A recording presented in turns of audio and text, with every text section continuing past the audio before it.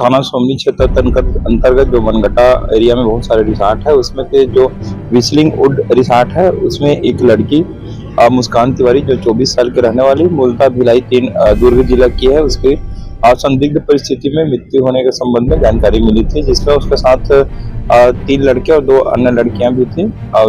उसको मिला करके जो उसकी मृत्यु होने पर उनको मेडिकल कॉलेज सुबह 6 बजे के आसपास ले गए थे। मेडिकल कॉलेज से सूचना मिलने पर जाकर पीएम कराया गया है। प्रकरण में भी पीएम रिपोर्ट अप्राप्त है। प्रथम दृष्टया प्रकरण में भी कई ऐसी स्थिति है जो संदिग्ध है, मृत्यु कारण क्या है वो स्पष्ट नहीं हो पाया है। अभी तक पूछताछ में पता चला है कि इन लोग कल एक साथ ये लड़के लोग जिनके साथ में थी पहले रायपुर गए थे, रायपुर से जाने के बाद एक क्लब में वहां से वापस रात में आकर के यहाँ रुके हुए थे। रुकने के दौरान ये घटना घटित हुई है। पीएम रिपोर्ट में जो रिपोर्ट में जानकारी मिलेगी मृत्यु कारण की स्थिति जो है स्पष्ट हो पाएगी, जिसके बाद इसमें आगे विधि सम्मत कार्रवाई की जाएगी। विस्लिंग हुड्स मतलब लकड़ी की सीटी या जंगल में सीटी बजाना। ये लकड़ी नुमा जो बना हुआ है ये रिसॉर्ट है। ये राजनांदगांव के वन चेतना मनगट्टा का एरिया है। यहाँ भरमार है रिसॉर्ट की और पिछले दिनों लगभग 150 एकड़ में रिसॉर्ट को कहीं न कहीं नज़र में आए थे तो उन्हें कार्रवाई हुई, कुछ पे तोड़ा गया है। उस दौरान भी बताया जा रहा है कि एनडीपीएस की धाराएं भी लगाई होंगी, कुछ पे और भी धाराएं लगे, इसमें कार्रवाई हुई थी क्योंकि इसके पहले एक नाबालिग लड़के की मौत हुई थी करंट के लगने से। आज भी एक मौत हुई है, विस्लिंग वुड्स है ये और 163 नंबर में ये रिसॉर्ट बना हुआ है। तो हम आवाज देते कोई है? चलिए देखते हैं। अगर यहाँ पे मौत हुई है और मौत के बाद पुलिस आई होगी, बॉडी ले गए होंगे, पंचनामा वगैरह जो भी हुआ होगा और साथ में उसे पोस्टमार्टम के लिए भेजा होगा, तो यहाँ पे कम से कम कुछ तो रखना चाहिए। चलिए देखते हैं। ये नंबर दिया हुआ है फॉर बुकिंग और ये चलिए आते हैं यहाँ पे अंदर पे, देखते कोई है भैया, कोई है? चलिए विस्लिंग वुड है ये और यहाँ पर जो आते हैं और आए होंगे 7 से 8 लड़के रात आए थे, बोले 2:30 के 3 बजे और उसमें 2 लड़कियां भी थी और उसके बाद जो यहाँ पे हुआ कि खाना खाए, आराम किए, क्या किए कहना बेहद मुश्किल है।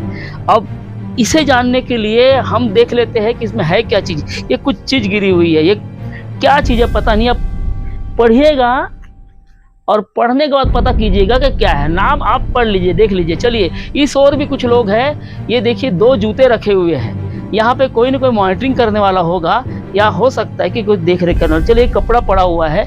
ये इस रूम में हम अंदर नहीं जा सकते। देखिए ये रूम में पंखा चल रहा है लेकिन यहाँ पे कोई भी ऐसा जिम्मेदार व्यक्ति नहीं है जो हमें जवाब दे। चलिए हम थोड़ा सा देखते हैं। ये बड़ा अच्छा स्विमिंग पूल बनाया है। ये लोग रात में रुके होंगे और रुकने के बाद यहाँ पे जो भी खाने वाने की इंतजाम होगी या नहीं होगी।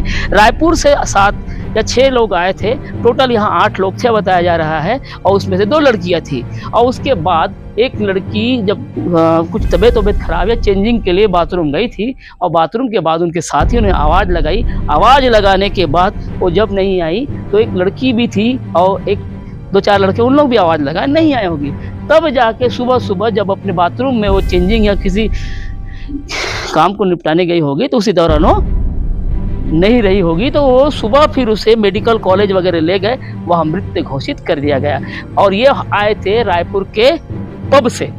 जब पब से आए तो 2-4 बजे के आसपास ये घटनाएं हो गई होगी। अब ये मृतका का नाम मुस्कान तिवारी जोशी जो भी बताया जा रहा है, पुलिस बता रही है। मालिक जो है ये है रेखा सतवाने, पति अनिल सतवाने, भिलाई सेक्टर 4 के बता रहे हैं। यहाँ के संचालक है आशुतोष साहू संचालक और छत्रपाल देशमुख हॉलीडे से संबंध जुड़ा हुआ है। इनकी पुलिस इन्वेस्टिगेशन हो रही होगी, पूछताछ जारी होगी, पता नहीं। लेकिन आप देखें कि यहाँ पे कोई भी जिम्मेवारी लेने वाला नहीं है और ये बाकायदा खुला है। अगर खुला होगा तो कोई ना कोई रात में यहाँ पे चोरी कर सकता है या अन्य कुछ कर सकता है, या हमको देख के या हमारी आवाज़ सुन के यहाँ से लोग भाग गए होंगे, कहना बेहद मुश्किल है। लेकिन इस ज़मीनी हकीकत को आपको दिखाना बेहद ज़रूरी है कि यहाँ पर जो अपनी चेतना जगाने आ रहे हैं, रात में 2:30 बजे चेतना जगाते हैं क्योंकि वन चेतना का एरिया है। अब इतने बड़े एरिया में सारे लोगों ने पैसा यहाँ पे लगा रखा है। कई रिसोर्ट खाली है, कुछ आसपास दिख रहे हैं। आवाजें आ रही है, तो आखिर कौन सी सुख शांति यहाँ मिलती होगी, क्योंकि लोग तफरी करने आते हैं, घूमने आते हैं, परिवार के साथ आते हैं। लेकिन लगातार इस एरिया में घटना हो रही है, तो यहाँ घटना होने का मतलब ये है, और लगातार घटनाएं को हम देखने सुनने के लिए अपने अपने प्लेटफॉर्म में देख लेते हैं। लेकिन घटना जब हो रही है तो इसके संज्ञान में लेने के लिए पुलिस बीच बीच में यहाँ पे दबिश देती है, कार्रवाई भी होती है। लेकिन अब ये घटना मौत तक क्या आ रही है, मतलब लोगों ने इस एरिया में कितना पैसा लगाया होगा। इस एरिया के लोग ज़्यादा आते हैं, एएसपी साहब बता चुके हैं कि इस एरिया दुर्ग से आते रहते हैं। अब ये बात रह जाती है कि आखिर यहाँ पर रात में आकर कम समय में इतने ज़्यादा बुकिंग मिल रही है 2-2:30 बजे, और उसके बाद चले जाते हैं। जैसे हम जा रहे हैं तो प्रश्न वही खड़े रह जाते हैं कि आखिर यहाँ होता क्या है, मौत कैसे होती है। पुलिस यहाँ आई है ना, उसके साथ एफएसएल टीम आई होगी, फॉरेंसिक जांच होगी, पंचनामा के बाद आखिर इसमें क्या होगा पीएम रिपोर्ट में, ये अभी कहीं न कहीं राज छुपा है। इस राज से पर्दा उठाने के लिए मुकम्मल तौर पे केवल पुलिस ही उस राज को उठाएगी जब पीएम रिपोर्ट आएगी। लेकिन इतना तो कहना तय है कि मौत की वजह शायद हार्ट अटैक है, या कोई अन्य वजह, या गिरना, या उसके साथ कुछ अनहोनी होने की घटना।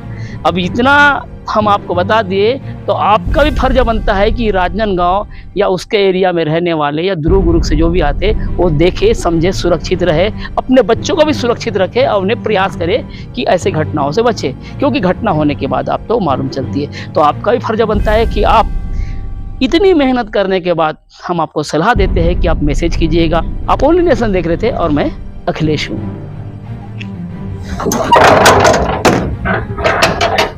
रिसॉर्ट के बाहर आ चुके हैं, अंदर की स्थिति हमने आपको बता दी है और हम अब बाहर जा रहे हैं।